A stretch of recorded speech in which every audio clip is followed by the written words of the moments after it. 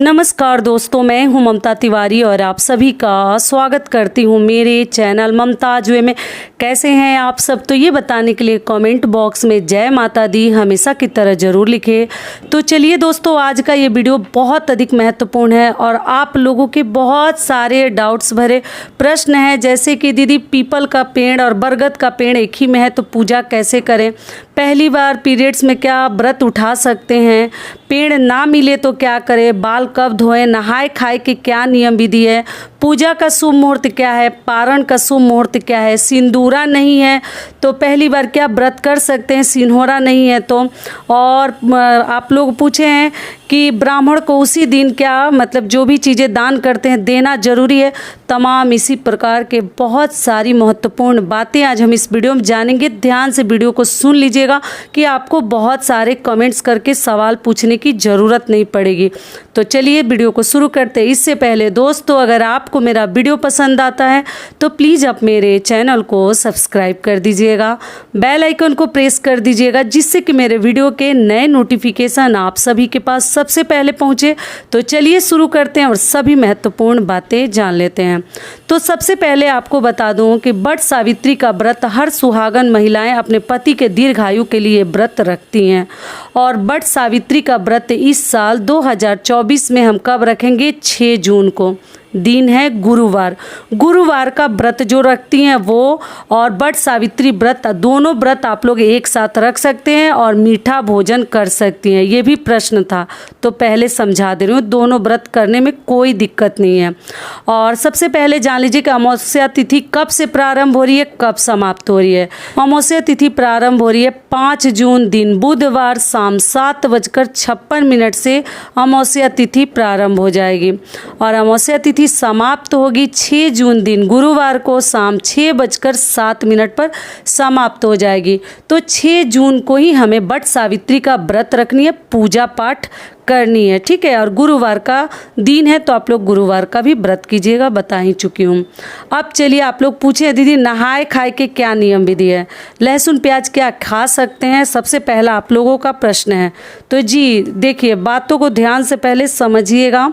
बुधवार के दिन आप लोग बाल वगैरह धो लीजिएगा, क्योंकि गुरुवार का दिन है तो ऐसे ही हम बाल कभी नहीं धोते हैं, मासिक धर्म में केवल धोते हैं। और उस दिन अमावस्या है तो अमावस्या के दिन बहुत अधिक हमें बाल तोड़ तोड़ के, जैसे कंघी भी नहीं करनी चाहिए, बाल टूटनी नहीं चाहिए और बाल धोनी भी नहीं चाहिए। इस बात का आप लोग ध्यान रखिएगा, ठीक है। और रह गई लहसुन प्याज की बात, तो देखिए अगर आप जो है इस व्रत को, कई लोग निर्जला भी रखते हैं और भी मतलब उनके लिए कठिन है, और कई लोग फलाहार पे रखते हैं, और कुछ लोग जो है भोजन कर लेते हैं शुद्ध सात्विक भोजन बिना लहसुन प्याज वाला, और कुछ लोग है मीठा भोजन करते हैं। वट सावित्री का व्रत रखनी है जिस भी विधि से आप लोग रख रही हैं तो लहसुन प्याज अगर ना खाएं तो ज़्यादा बेहतर होगा, ठीक है। और जो निर्जला रखती हैं और फलाहारी रखती हैं उन्हें तो कभी नहीं खानी चाहिए, क्योंकि कोई भी व्रत देखिए, जैसे मासिक व्रत है ना तो चलता है थोड़ा बहुत, क्योंकि घर में हर बार आप कहिए कि लहसुन प्याज खाना है नहीं खाना है तो लोग गुस्सा भी करते हैं, लेकिन जो साल में एक बार व्रत आता है उसमें ना खाकर व्रत रखे तो ज़्यादा बेहतर है। बाकी आप अपने घर का भी नियम देख लीजिएगा, लेकिन लहसुन प्याज अगर ना खाएं, शुद्ध सात्विक भोजन करके भी आप लोग ये व्रत रख सकती हैं। समझ में आ गया। और बाल उसी दिन आप लोग धो लीजिएगा, 6 तारीख को 6 जून को बाल मत धोइएगा, इस बात का आप लोग ध्यान रखिएगा। दूसरा नियम क्या है कि दीदी आप पेड़ नहीं मिले तो क्या करें, अगर वट वृक्ष नहीं मिलता है तो क्या करें? तो आप क्या कीजिएगा, तुलसी जी में आप लोग फेरी लगा लीजिएगा, पूजा पाठ कर लीजिएगा। हर प्रकार के वीडियोज में अपने चैनल पे नया वीडियो डाल चुकी हूँ, आप लोग नीचे वीडियो चला गया है, सर्च कीजिएगा। पीरियड के लिए, गर्भवती महिलाओं के लिए पूजा विधि करके दिखा चुकी, सब कुछ डाल चुकी हूँ। आप लोग केवल चैनल पे नीचे जाइए, सर्च कीजिए, सब दिखेगा। ये हो गया।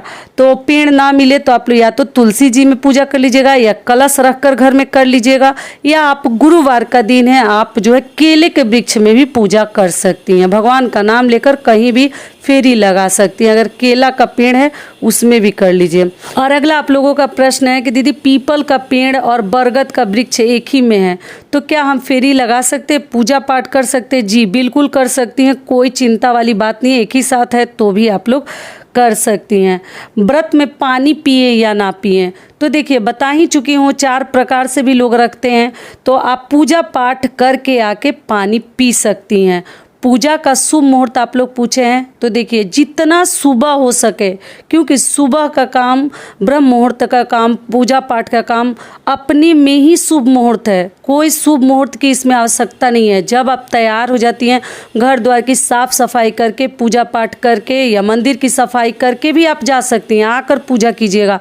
क्योंकि पेड़ के पास एकदम भगदड़ हो जाता है, भीड़ हो जाती है, तो आप पहले बाहर का कार्य करके आ जाइए, मन निश्चिंत हो जाता है, तब घर का भी पूजा आप लोग कर सकती हैं। केवल सूर्य नारायण को, सूर्य भगवान को जल दे लीजिए, उसके बाद आप जाकर अपना पूजा करके आप लोग आ जाइएगा। सारी बातें क्लियर हो गई। और पानी देखिए, अगर आपसे रहा जाता है तो फेरी लगाकर परिक्रमा करके ही आपको जल ग्रहण करनी चाहिए। लेकिन मान लीजिए आपको कुछ प्रॉब्लम है, मेडिसिन लेती हैं या प्यास लग जाती है, रहा नहीं जाता है, तो पक्का पी लीजिएगा। मैं कभी नहीं आपको कहूँगी कि अपना जान दीजिए और पूजा पाठ कीजिए। जितना ये शरीर आपका सहन करता है उतना ही आपको सहन करनी है, उससे ऊपर उठकर नहीं करनी है कि आज पूजा कर लिए हैं, व्रत रख लिए हैं और कल हम बीमार पड़ गए, पति को लेने के देने पड़ जाए कि ले चलिए अब हमें दवाई करवाइए। तो ऐसा भी हमें नहीं करनी है। अगर नहीं होता है तो पानी पी लीजिएगा, अगर हो जाता है तो फेरी लगाने के बाद आप लोग पानी पी सकते हैं। ये भी क्लियर हो गया।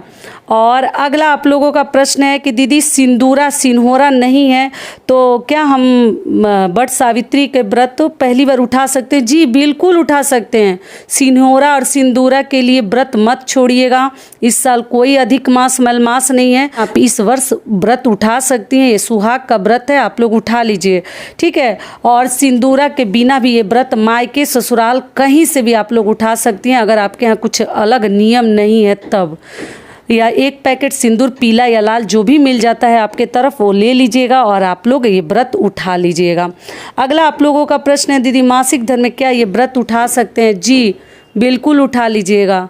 अगर आपके यहाँ नहीं उठाया जाता है तो आप अपने घर का नियम देख लीजिएगा, लेकिन उठा लेनी चाहिए। आगे का कौन जानता है, फिर कुछ अलग अड़चन आ जाए, कुछ और समस्या सामने खड़ी हो जाए, उस समय का आप जानती नहीं है कि आप शुद्ध रहिएगा कि नहीं रहिएगा। तो आप लोग व्रत उठा सकती हैं। पूजा पाठ किसी अन्य से करवा लीजिए, आप व्रत रख लीजिएगा। जिस भी विधि से आपके यहाँ रखा जाता होगा आप लोग रख लीजिएगा। ये क्लियर हो गया। बहुत सारी बहनें पूछी हैं दीदी हमारा मन हो रहा है, हमारे घर में नहीं रखा जाता है, तो समझा कर डिटेल में वीडियो चैनल पे डाल चुकी हूँ, उस प्रकार से समझ लीजिएगा, तब आप लोग उठा लीजिएगा। इससे पहले दोस्तों आप सभी से एक छोटी सी रिक्वेस्ट है, अगर वीडियो पसंद आता है, पहली बार चैनल पे आए हैं तो जरूर चैनल को सब्सक्राइब कर दीजिएगा और एक छोटी सी लाइक कर दीजिएगा, क्योंकि आपके एक लाइक से हमें बहुत अधिक हिम्मत और प्रेरणा मिलती है, तो जरूर कीजिएगा। और अगला आप लोगों का प्रश्न है दीदी चुनरी हमारा जो है गाँव में है या जल कट गया है, तो क्या हम कैसे क्या करें? तो जल गया है या कट गया है तो उसको सिलाई कर लीजिए, थोड़ा सा हल्दी लगा दीजिए वहाँ पर।